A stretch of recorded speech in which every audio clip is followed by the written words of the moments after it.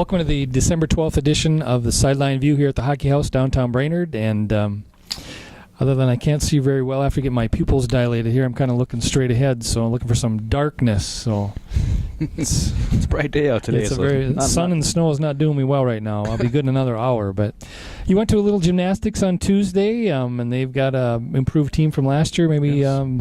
Fill us in a little bit on what's going on there. Only their second duel of the season. They went up against Fergus Falls, who didn't have a whole lot of gymnasts, so it really wasn't a contest between Brainerd versus Fergus Falls. More Brainerd trying to improve on what they did their first match, and it looked like they had some improvement. They looked good for the second match. They got a 140, which is kind of the benchmark, if you will. That everyone's looking for that 140 score, and they got it on Tuesday.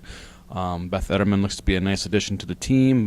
They do have some other veterans like Michaela Cerny and Lonnie Anderson and Jenny Meesing. Those are all senior captains there, and so they have a roster, and they've filled it out, and it looks like they have some really good routines, and it looks clean. I mean, it looked clean for just the second one for the season, so it's good things for them. Yep. One of the big things coming up here this week is the Paul Bunyan Wrestling at Brainerd High School, Friday and Saturday. I think there's like 16 teams coming in, several ranked teams, several ranked individuals. That'll be 2 days of wall-to-wall wrestling. So for those people out there who are big wrestling fans, that's a place to be this weekend.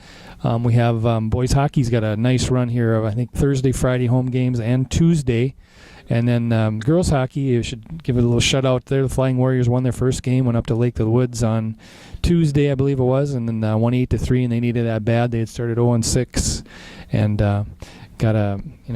found some offense. I think that's more goals than they scored in the other 6 goals combined. So good for them to see that. And Warrior boys are, I believe, 1 or 2-2, I think it is. But we've each seen them one time. What have been your impressions so far after a magical run last year? I can't get over the officiating. I know in talking to some of the coaches, they feel the same way. That they're calling more hand checking, so there's a lot more fouls than what there used to be. But it's not. It doesn't seem to be statewide. I don't know why Brainerd's getting called for all these fouls. It's not just Brainerd either. It's the team that they're playing against too. So they're coming in. The officiating's coming into Brainerd, and they're really emphasizing the hand check, and it's certainly slowing the game down, kind of taking any rhythm out of the offense for both sides. So we'll see if that continues, and it continues to be a point of emphasis for the officiating. Team-wise, they have a lot of guys. They have a lot of things they can do offensively and defensively. It just depends on getting that. I'll say it again, the rhythm and kind of flow and for the coaching staff to figure out who works well with each other. I mean, it's still early in the season, so they have plenty of time.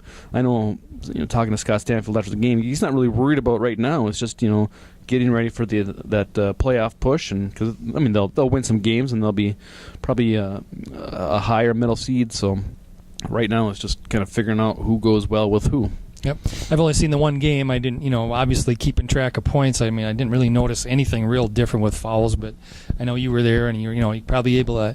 I'll have to watch that more closely the next time I go to see how the officiating has changed from last year. So I know you got a story coming up on that sometime here and how different that is, and I'll be looking forward to seeing that. So some of the other things going on, we have swimming. I know has a meet tonight. They won their first one last week. Real big over Sauk Rapids. Nick Gall from the Warriors got named the CLC Swimmer of the Week last week, and other things going on. I guess skiing, obviously, you would think with all the snow and the cold we've had, that alpine skiing has just been enjoying this. Well, they haven't been on snow yet, unbelievably. They've been doing dry land training, and they'll get on their first meet here on Friday. Nordic skiing is going today to St. Cloud. It'll be their second meet of the year, and they're obviously loving these conditions. With the problem there has been the cold. So if you have not enough snow and you have too much cold, that's kind of a double whammy for them. But they're looking forward to another one here this week. So anything else? No, I should do it. All right. Thank you for joining us, and we hope to talk to you next week again from the Hockey House.